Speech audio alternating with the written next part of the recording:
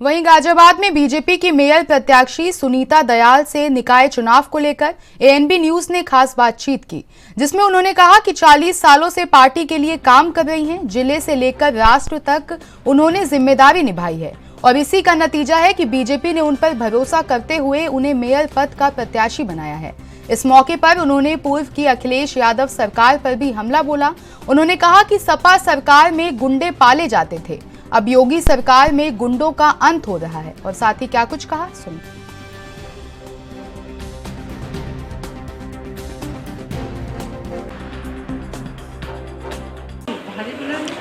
उत्तर प्रदेश में निकाय चुनाव का बिगुल बज चुका है और इस बारी जो उत्तर प्रदेश सरकार है, योगी सरकार है, यहाँ पे एक जमीनी कार्यकर्ता को टिकट दिया है जिसका नाम है सुनीता दयाल जी, जो कि यहाँ पे लंबे समय से भारतीय जनता पार्टी की सेवा कर रही है। सुनीता दयाल को यहाँ पर हर कार्यकर्ता, जनता, बच्चा जानता, सुनने में आया, क्योंकि यह पहले भी उपचुनाव भी लड़ चुकी है। सुनीता दयाल जी इस वक्त हमारे साथ है।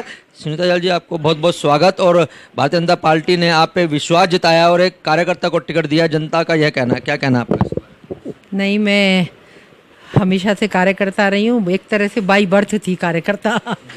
कहीं ना कहीं अपने संघ विचार परिवार से जुड़ी रही और मेरा परिवार संघ परिवार रहा। छात्र जीवन से मैंने काम किया। विद्यार्थी परिषद से सन 75 से मैंने 15-16 साल की उम्र से बहुत झंडे बुलंद किए। विद्यार्थी परिषद से बहुत काम किए, नकल विरोधी बड़े आंदोलन किए। उस समय हम शामिल हुए थे। सबसे बड़ा आंदोलन जो विद्यार्थियों का था और उसी समय था, तो उसमें हम अग्रणी भूमिका निभाते थे।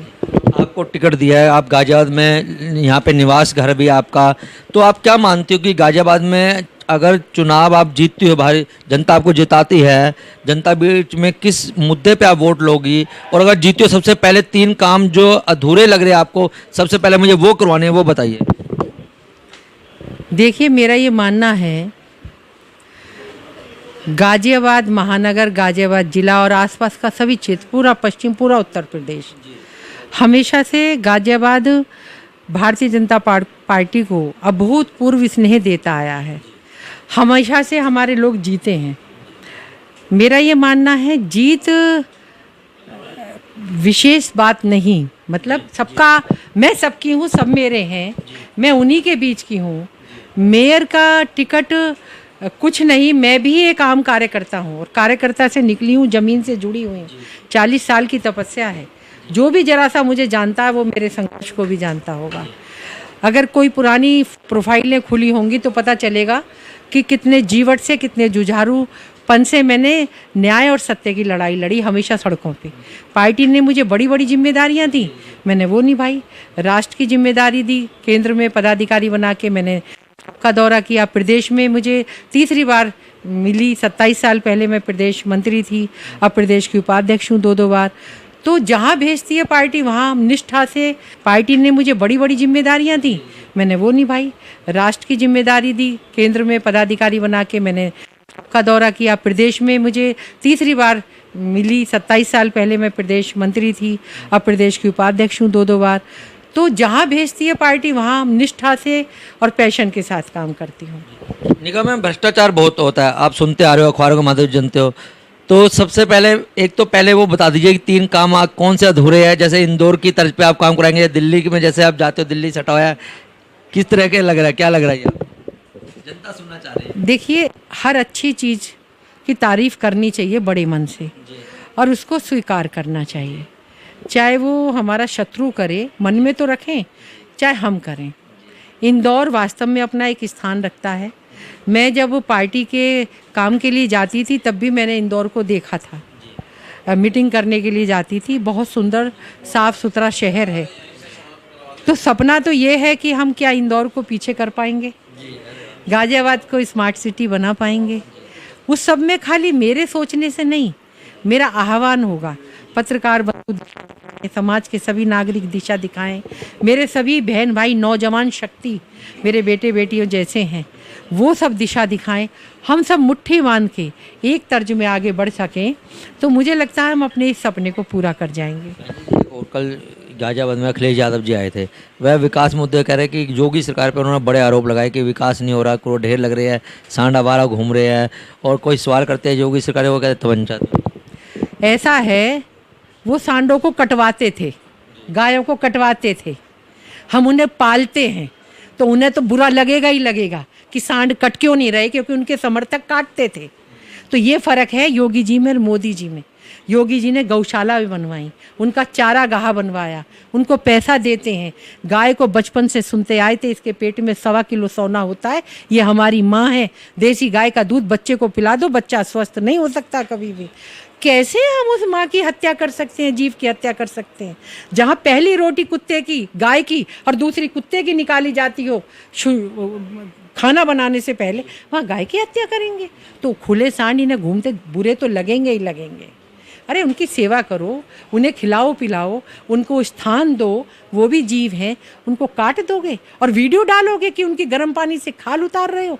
एक बार जब मैंने देखा त्रस्त 3 दिन 4 दिन नींद नहीं आई, मुझे लगा अगर ये कुछ कर रहे हैं तो उसे वीडियो नहीं डालनी चाहिए।